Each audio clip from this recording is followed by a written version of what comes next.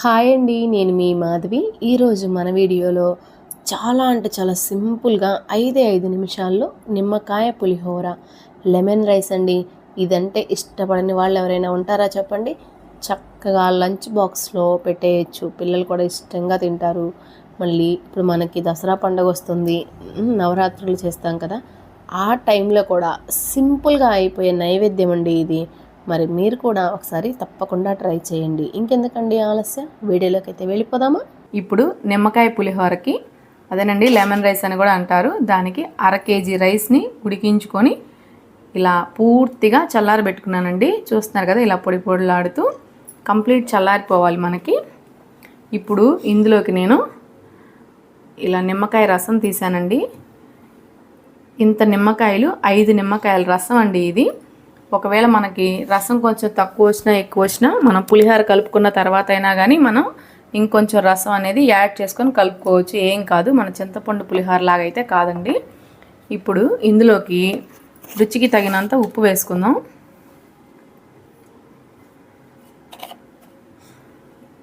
One table spoon వేసి కొద్దిగా వేస్తున్నాను.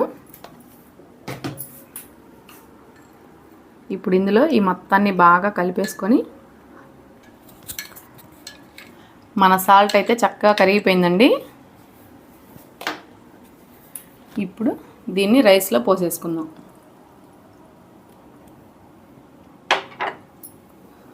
పోసేసి ఈ మొత్తాన్ని బాగా కలుపుకుందాం.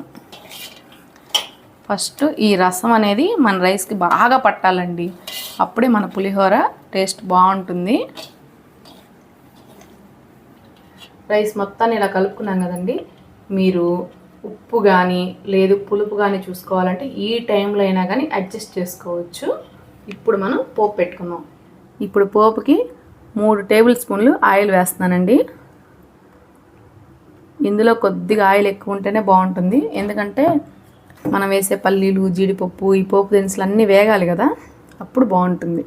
ఇప్పుడు ఆయిల్ వేడైందండి. ఇందులోకి 1 టేబుల్ స్పూను పచ్చిపప్పు, 1 టేబుల్ స్పూను మినప్పప్పు, 1 టేబుల్ స్పూను ఆవాలు, అలాగే ఒక 50 గ్రాములు పల్లీలు.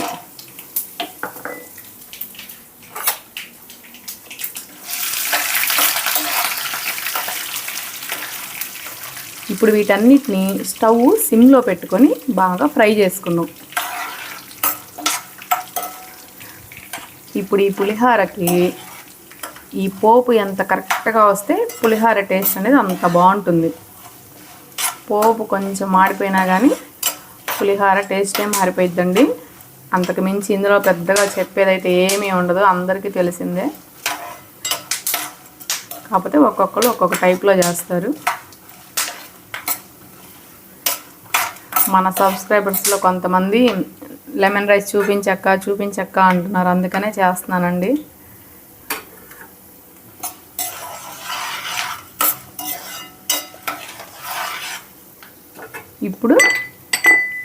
ఇప్పుడు ఈ విధంగా వేగిన తర్వాత ఇందులో జీడిపప్పు వేసుకుందాం.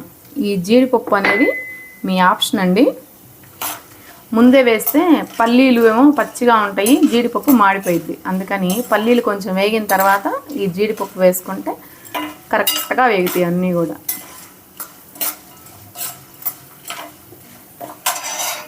ఇప్పుడు ఇందులో ఒక 2 ఎండుమిర్చి, అలాగే ఒక 4 ఉప్పు మిరపకాయలండి. ఈ లెమన్ రైస్కి ఈ ఉప్పు మిరపకాయలు వేస్తే అసలు ఆ టేస్ట్ మామూలుగా ఉండదు. అలాగే 1 టేబుల్ స్పూను జీలకర్ర,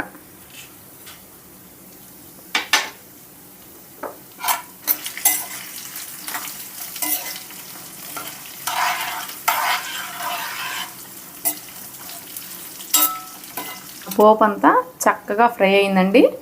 ఇప్పుడు ఇందులోకి 1 టీ స్పూను పసుపు, అలాగే కొద్దిగా ఇంగువ.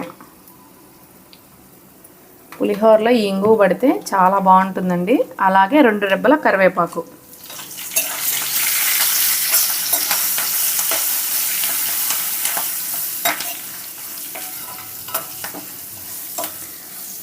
ఇప్పుడు స్టవ్ ఆఫ్ చేసుకుందాం. ఇప్పుడు ఈ పోపునంతా ఈ రైస్లో వేసేసుకుందాం. ఇప్పుడు ఈ మొత్తాన్ని బాగా కలుపుకుందాం. పోపు అంతా రైస్కి పట్టేలాగా కలుపుకోవాలండి. చూసారు కదండి, మన పులిహోర అయితే రెడీ అయిపోయింది.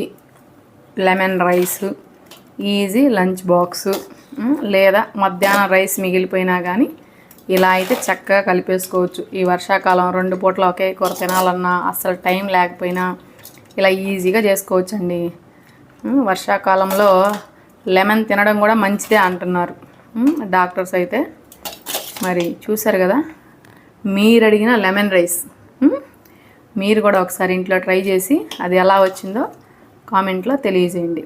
ఈ వీడియో నచ్చితే ఒక లైక్ చేసి, షేర్ చేసి మన ఛానల్ని సబ్స్క్రైబ్ చేసుకోండి. Thank you.